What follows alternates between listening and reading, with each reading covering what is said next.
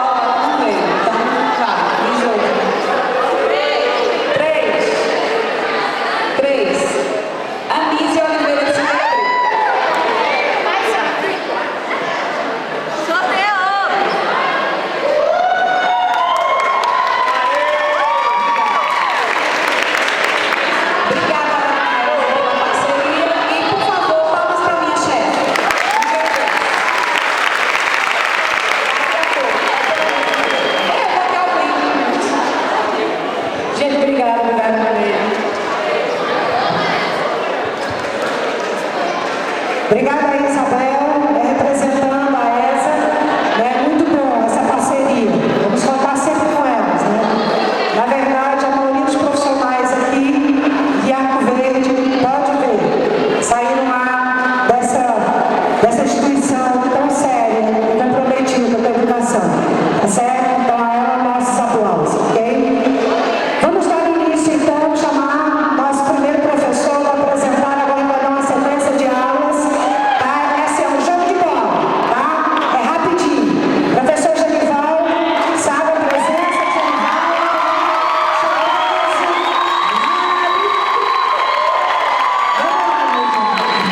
muito bom esse carinho de vocês.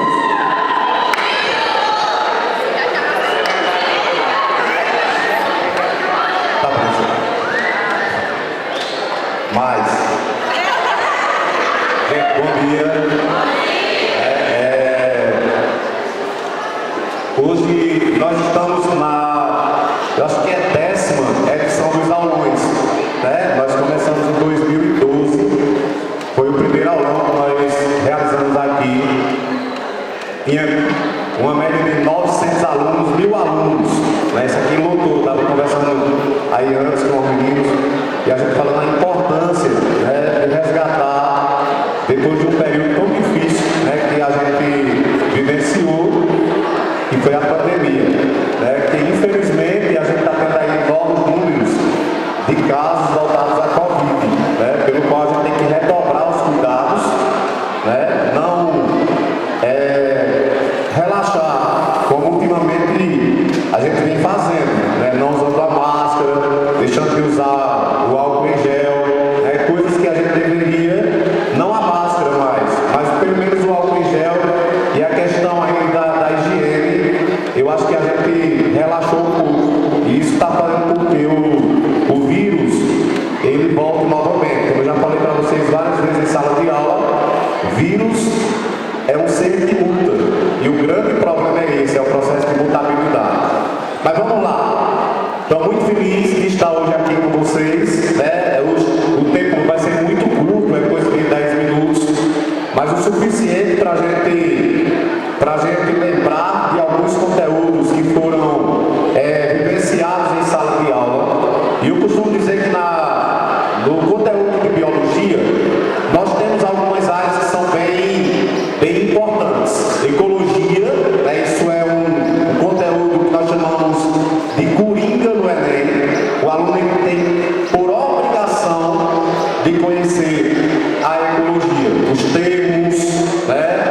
os conceitos mais importantes, a questão hoje dos impactos ambientais, que está casado aí com a parte de geografia e também com outras disciplinas como sociologia, né? Então não é um conteúdo que se trabalha isoladamente, a parte de ecologia. Então eu classifico a ecologia como um dos principais, e se não for o principal assunto exigido na prova do Enem.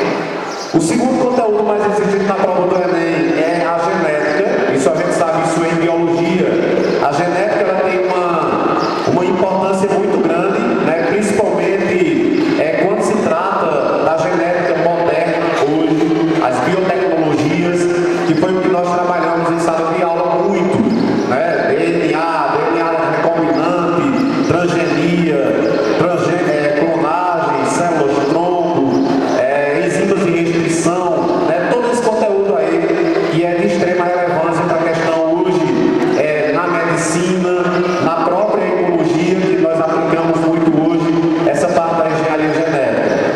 E todas as outras áreas que também são de grande importância. Mas tem um conteúdo dentro de genética que me chama muito a atenção em relação às provas do Enem, né? Quase todos os anos é um conteúdo que ele sempre está sendo cobrado, que é a parte de herança e sexo, né? Se vocês analisarem as provas do Enem em 2018, 2019 e 2021, todas essas edições tinha questão relacionada à genética do sexo, ou chamada herança e sexo.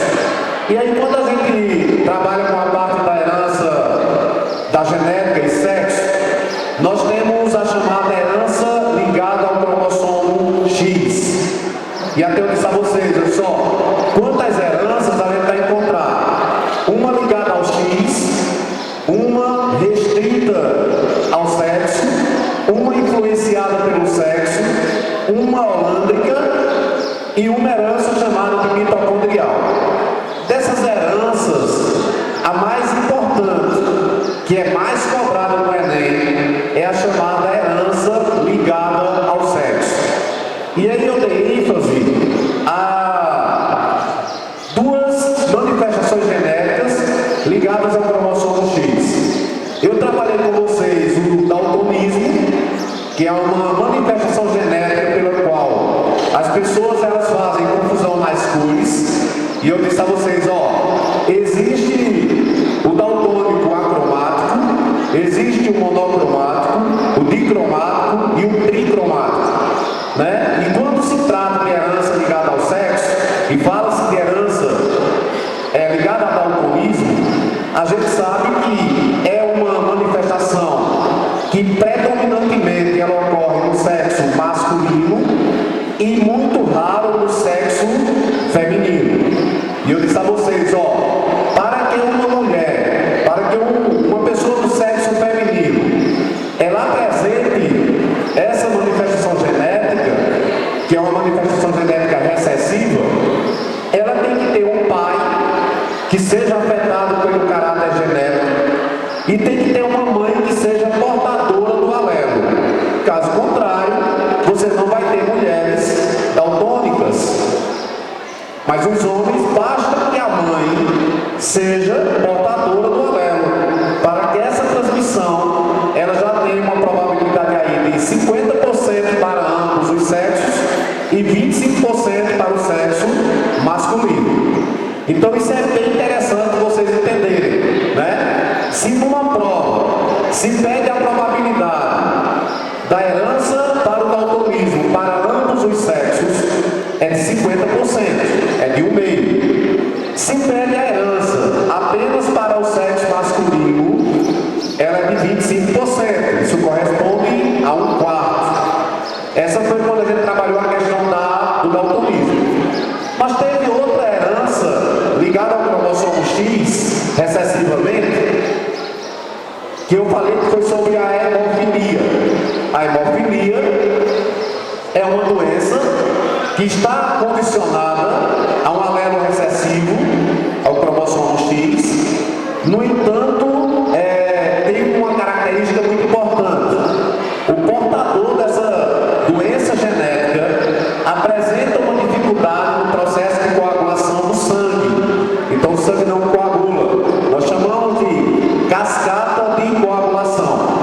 E aí eu dei como exemplo, eu até puxei um pouco para a sociologia, quando eu falei de Herbert Souza, o grande Betinho, que eu estava até conversando, acho que foi essa semana com o François, e eu disse, eu falo tanto em Betinho na sala de aula quando estou trabalhando genética, que agora eu estava vendo essa semana a Globoplay, ela vai criar um documentário, vão produzir um documentário falando sobre a vida do grande sociólogo brasileiro Herbert Souza. E por que em biologia eu falo tanto em Herbert Souza? Porque Betinho, Herbert Souza, em fio, que era um grande cartunista da Rede Globo, e o irmão dele, Mário, que eram 3 irmãos, todos 3 eles foram contaminados pelo vírus HIV, isso lá na década de 80, já que a AIDS surgiu no Brasil em 1981, e nos anos 80, essas 3 personalidades, elas ficaram muito conhecidas. Por quê? Porque eles necessitavam fazer reposição de fatores de coagulação, porque eram hemofílicos, e foram contaminados pelo vírus HIV. Porque como naquela época não se sabia ainda as formas de transmissão da doença, que era tudo muito novo, assim como foi a Covid, foi o surgimento do HIV na década de 80. A gente não conhecia a forma de transmissão, é tanto que as pessoas tinham medo de pegar na mão, de compartilhar pratos, talheres, de chegar perto, né? Isso com o tempo foi sendo esclarecido, que não se contaminava com o contato físico, a não ser o contato sexual, ou o contato direto com as secreções dessa pessoa. E aí, essas 3 personalidades, elas ficaram muito conhecidas. E em relação a eles terem adquirido o vírus HIV, também veio à tona a questão da hemofilia, que até então, por ser uma doença rara, ela não era tão trabalhada. Se falava nas aulas de biologia, mas a gente não tinha tanto conhecimento em relação à hemofilia. Hoje a hemofilia é uma doença que já todas as escolas são orientadas aos professores, principalmente dos anos iniciais, de observarem hematomas, chamadas de equimoses, que são as manchas escuras do corpo, porque a partir do momento que se observa em uma criança essas manchas escuras, isso já chama-se atenção em relação a essa doença genética, infelizmente incurável, mas que se tem como fazer a reposição dos fatores. Então, lembre-se, quando a herança está ligada ao cromossomo X, 2 manifestações genéticas chamam muito a atenção: hemofilia e daltonismo. E aí a questão que eu trouxe, ela fala sobre o daltonismo. E aí tem J. Scott escrevia: não distingo qualquer verde. Para meus olhos, um rosa e um azul pálido são idênticos.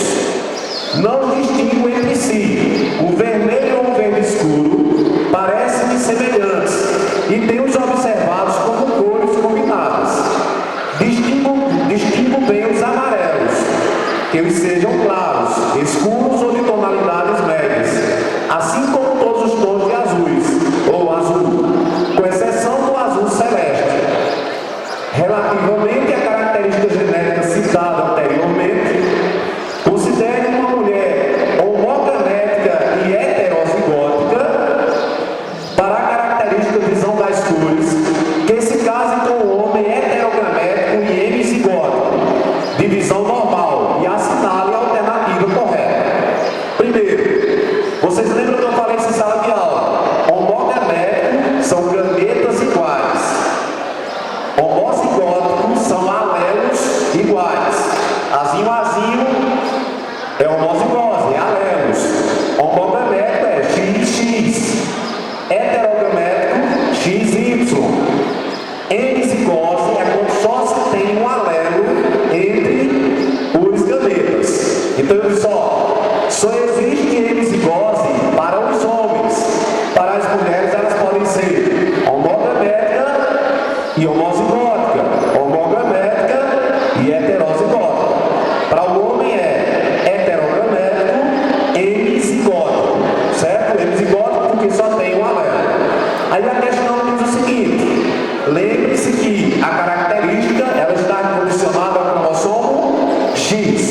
E aí vem letra A. A característica genética citada é dominante e holândrica.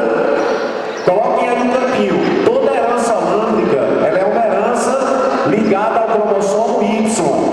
Só homens transmitem para os filhos do sexo masculino. Não existe mulheres com a característica holândrica, certo? Então a letra A eu já elimino, porque primeiro que é uma característica que não ocorre herdada pelo homem para o filho, e sim esse alelo é transmitido para as mulheres que serão portadoras. Letra B. A probabilidade do casal vir a ter uma criança daltônica é de 50%. Letra C. O daltonismo é uma normalidade transmitida por herança genética autossômica recessiva.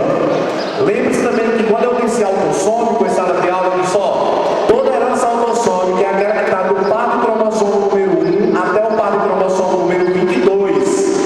Toda vez que a herança ela for ligada ao sexo, ela é heterossômica ou alossômica. Alossômica ou heterossômica. Letra D. A letra C. O daltonismo é uma normalidade transmitida por herança genética autossômica recessiva. Preste atenção.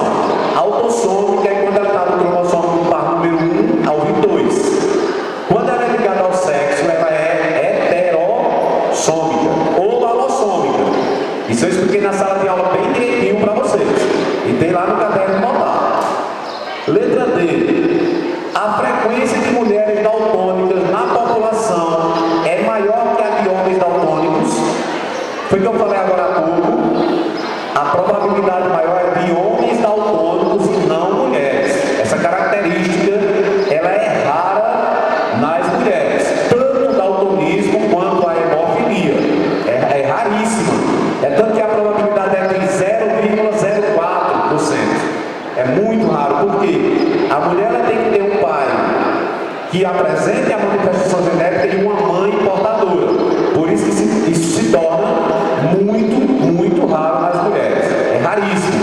É mais comum elas serem portadoras do que daltônicas ou hemofílicas. Letra E. O daltonismo é condicionado por um alelo recessivo ligado ao alossomo X, localizado na porção ímpar. Esse alelo está sozinho quando ele está afetado.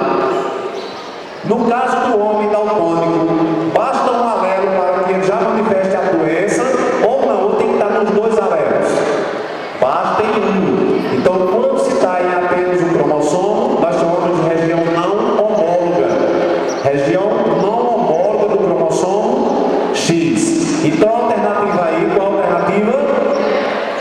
A alternativa é o daltonismo é condicionado por um alelo recessivo ligado ao cromossomo X, localizado na porção ímpar.